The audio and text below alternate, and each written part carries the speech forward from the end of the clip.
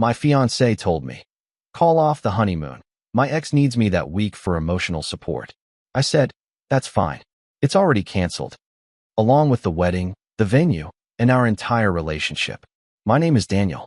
I am 32 and I work in commercial property management in a mid-sized city in the Midwest. My job is structured and predictable, mostly budgets, maintenance schedules, and tenant negotiations. I keep a steady routine. Early mornings, gym before work, evenings at home reviewing contracts or cooking. I am not impulsive by nature, and I do not make major decisions without planning. My fiancée is Lauren. She is 30 and works in marketing for a regional healthcare company. We have been together for 3 years and engaged for 8 months. We do not own a house yet, but we signed a lease together last spring and share all expenses evenly. The wedding was scheduled for late September, and the honeymoon was booked for the week immediately after. Lauren is outgoing and blunt. That was something I initially appreciated because I tend to be more reserved. Over time, blunt shifted into something sharper. She prides herself on being honest, but often that honesty lands as criticism. She corrects waiters, argues with customer service on speakerphone, and has no issue telling friends that their life choices are inefficient. I learned to filter it out when it was directed at other people. It became harder when it was directed at me.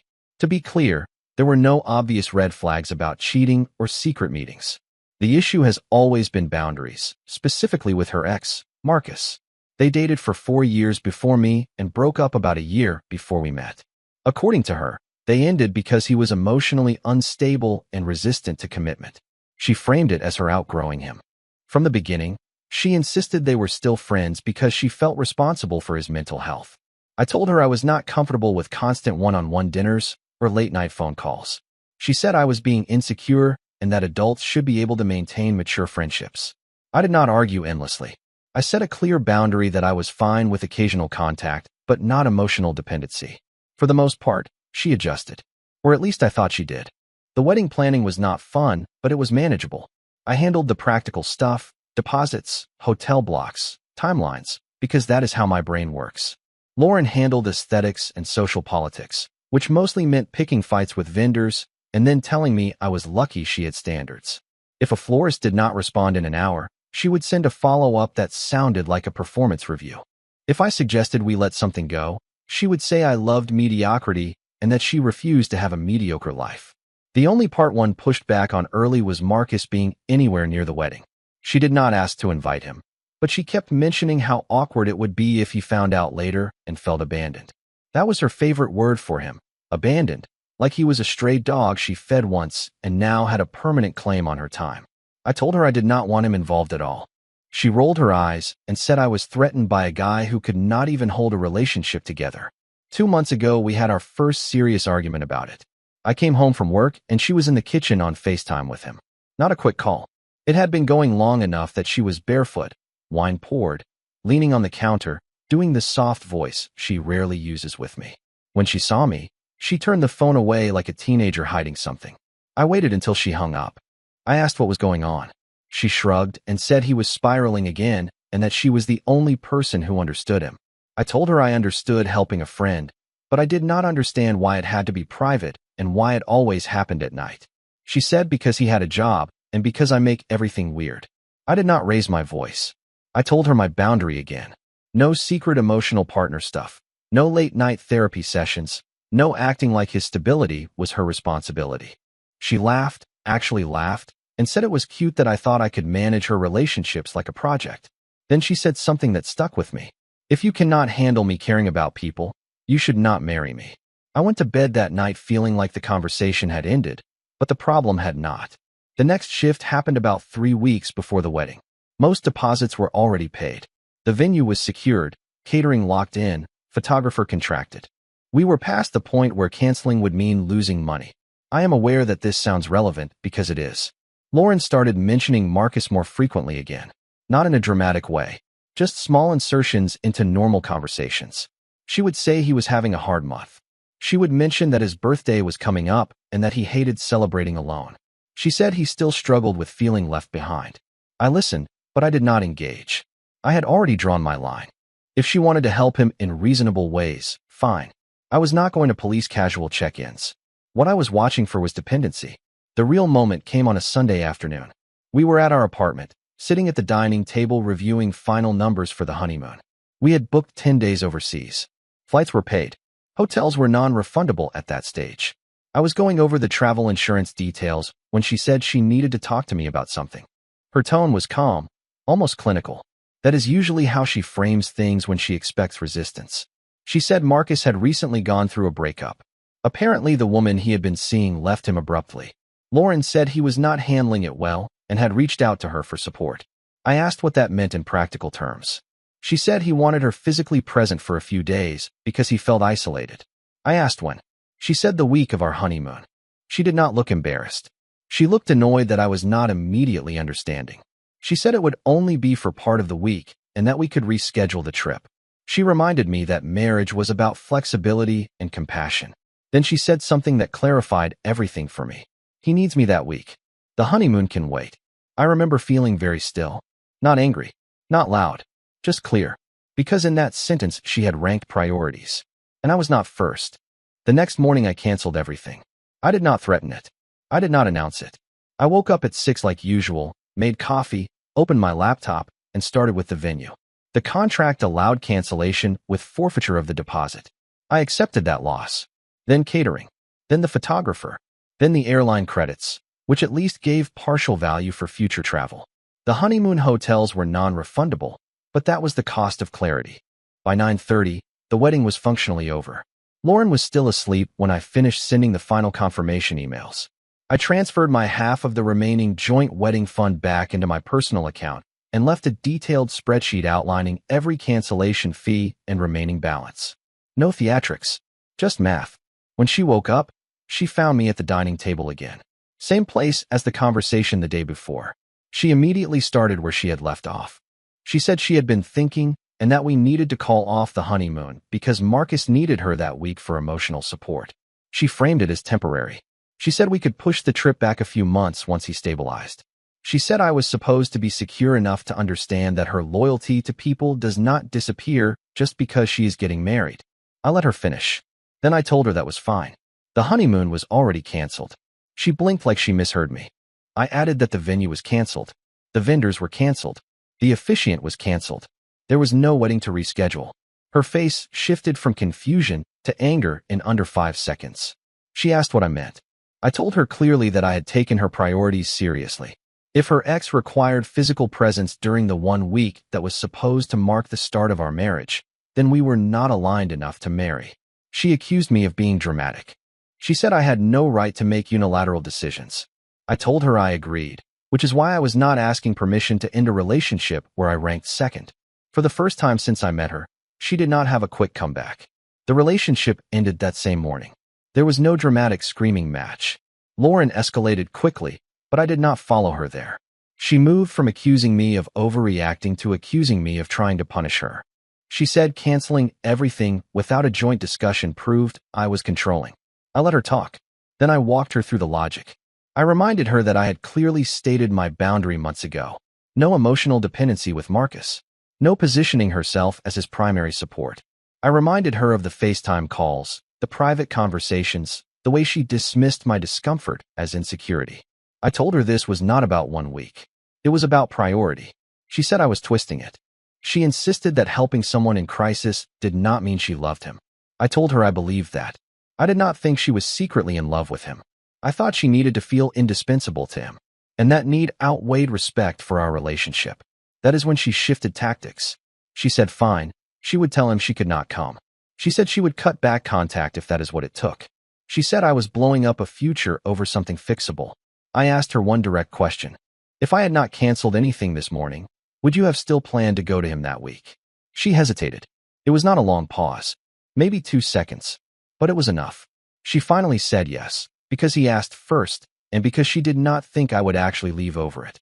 That was the moment the engagement ring came off. I did not snatch it. I did not demand it. I simply told her that we were not getting married and that I would not stay in a relationship where my presence was negotiable. I explained that I had already contacted the leasing office to ask about early termination options or transferring the lease solely to one of us. I would cover the penalty if needed. Clean exit. She called me cold. She said I was proving her point that I lack emotional depth. I told her I prefer stability over chaos. By noon, we were no longer a couple. I moved out within 4 days. The lease was in both our names, but the leasing office confirmed we could terminate early with a penalty equal to 2 months' rent. I offered to cover the full penalty myself.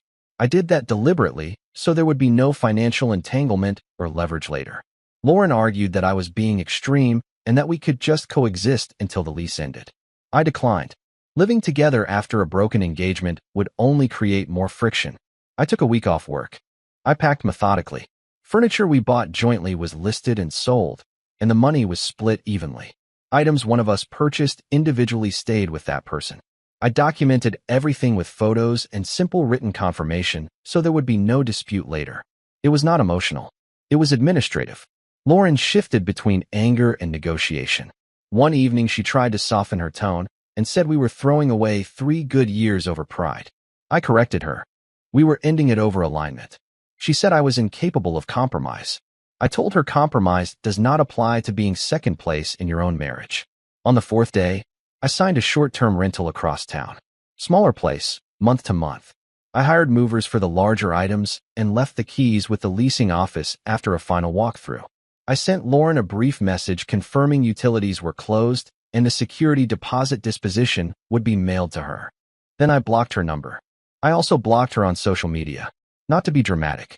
To prevent the slow bleed of half conversations and late night just checking in messages. I informed close friends and family that the wedding was canceled and that I would not be discussing details beyond saying we were not compatible. The silence afterward was immediate.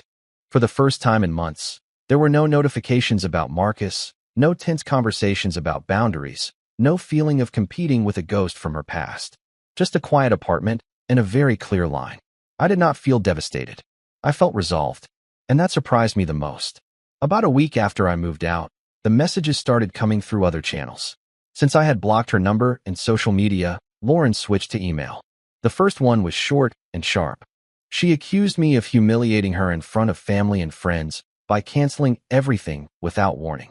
She said people were asking questions she should not have to answer. I read it once and did not respond. Then came a longer one. She wrote that Marcus had stabilized and that she had told him she could not be his primary support anymore. She framed it as growth. She said the crisis had clarified things for her and that she realized she wanted a future with me, not him. She suggested we meet in person to talk like adults instead of acting like strangers. I considered whether I owed her a conversation. Not because I doubted my decision, but because I wanted to be certain I was not reacting out of ego. So I reviewed the timeline calmly. She had planned to cancel our honeymoon to be physically present for her ex. She admitted she would have gone if I had not acted first. Her default assumption was that I would stay regardless. That was not a temporary lapse. That was her understanding of the power dynamic. I replied once. I kept it brief. I told her I did not question her intentions. I questioned her priorities. I explained that I was not interested in rebuilding trust where I had to compete for basic positioning in my own relationship. I wished her well and asked her not to contact me again unless it related to final financial paperwork. She responded within minutes. This time the tone was different. Less sharp, more frustrated. She said I was rewriting history to make myself the victim. She said real relationships require flexibility. She said my rigidity would leave me alone long term. I did not engage. 2 days later she showed up at my new place. Not aggressively. She knocked. I did not open the door. I told her through it that this was not appropriate, and that if she returned again uninvited, I would consider it harassment. I did not raise my voice. I simply stated the boundary. She left. After that, the emails stopped. The quiet returned. The fallout spread beyond just us. Within 2 weeks, mutual friends began reaching out. Not aggressively, but carefully. A couple of them had been told a version of the story that painted me as impulsive. According to Lauren, I panicked over a minor scheduling conflict and overreacted instead of communicating. I expected that. Reputation management has always been one of her strengths. I did not counterattack. When asked directly, I gave a simple explanation. She prioritized being physically present for her ex during our honeymoon week. I did not view that as compatible with marriage. I ended it. Most people went quiet after that. The facts did not require embellishment. One of her friends attempted to mediate. She called and suggested that Lauren had always been the caretaker type and that I must have known that going in. I agreed that I knew she liked being needed. What I did not agree to was being secondary to a former partner in the first week of our marriage. There is a difference between compassion and misaligned loyalty. Through mutual circles, I learned that Lauren did spend that honeymoon week with Marcus. Not in some romantic getaway scenario, just at his apartment. Groceries, late-night talks, the whole supportive presence she had described. When I heard that, I did not feel jealous. I felt confirmed. Because if she truly believed our engagement was salvageable, she would have created distance immediately. Instead, she stepped fully into the role she had defended. Around that time, she attempted one last indirect contact. She sent a package to my office with a few items I had forgotten in the apartment and a short handwritten note. No insults this time. No defensiveness. Just a statement that she hoped one day I would understand that love is not a competition. I did not respond. I returned the note to the envelope and filed it with the rest of the paperwork from the canceled wedding. Not out of bitterness. Out of closure. I treat endings the same way I treat contracts. Once terminated, they are archived, not reopened. The strangest part is how quickly my routine stabilized. Work, gym, evenings at home. The drama was gone. And with it, the constant negotiation for position. For the first time in a long while, I did not feel like I was sharing my future with someone who still belonged to her past. About a month after everything ended, I ran into Lauren at a mutual friend's engagement party. I debated not going, but avoiding public spaces indefinitely felt unnecessary. I was not hiding. I arrived, congratulated the couple, and kept conversation surface level. For most of the evening, Lauren stayed on the opposite side of the room. She looked composed, confident even. If someone did not know the timeline, they would not have guessed anything significant had happened. Eventually, she approached. Not dramatically, just direct eye contact and a simple statement that we should clear the air. I agreed to step outside for a few minutes. Public setting. Controlled environment. She said she had been doing a lot of thinking. She told me Marcus had started dating someone new and was doing better. There was a tone underneath that, something almost resentful. She said she realized she had overextended herself for him for years and that I was the only person who had ever called her out on it. I listened. Then she said something interesting. She said she had expected me to fight harder, to argue more, to try to win her back from her own instincts. She framed my decisiveness as abandonment. According to her, love means pushing through someone's worst tendencies, not stepping away from them. I told her calmly that I am not interested in raising a partner. I am interested in building with one. I did not leave because she cared about someone. I left because she made it clear I was negotiable. She asked if there was any version of events where I would reconsider. I answered honestly, no. Not because I hated her, not because I wanted revenge, but because once I saw how she ranked priorities under pressure, I believed her. She looked frustrated, but not surprised. I think part of her knew that I was not bluffing the morning I canceled everything. We walked back inside separately. I stayed another hour, then left without saying goodbye to her. That was the last time we spoke. It has been 8 months since I canceled the honeymoon, the wedding, and the relationship in the same morning. From a logistical standpoint, the consequences were straightforward. I lost some deposits. I moved twice in 1 year.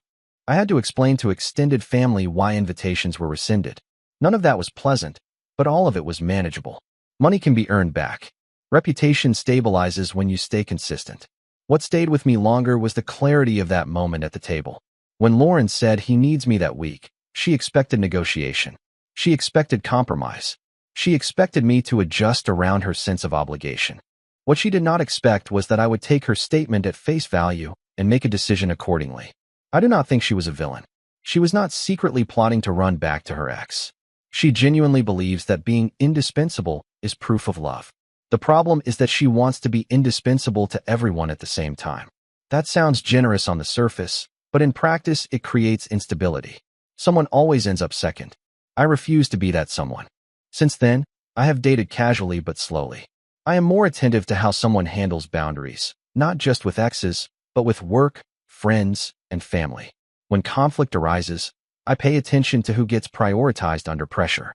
Words are flexible. Actions are not. Occasionally I hear updates about Lauren through mutual acquaintances. Nothing dramatic. She moved apartments. She changed jobs. Marcus is no longer a daily topic, which is ironic. I do not feel anger when I hear her name. I feel distance. If I had waited, argued longer, or tried to outcompete her past, we might have made it to the wedding. And then I would have been legally and financially tied to someone who viewed my position as adjustable. Canceling everything in one morning looked extreme from the outside. From the inside, it felt proportional. Sometimes the cleanest decision is the one that leaves no room for reinterpretation later.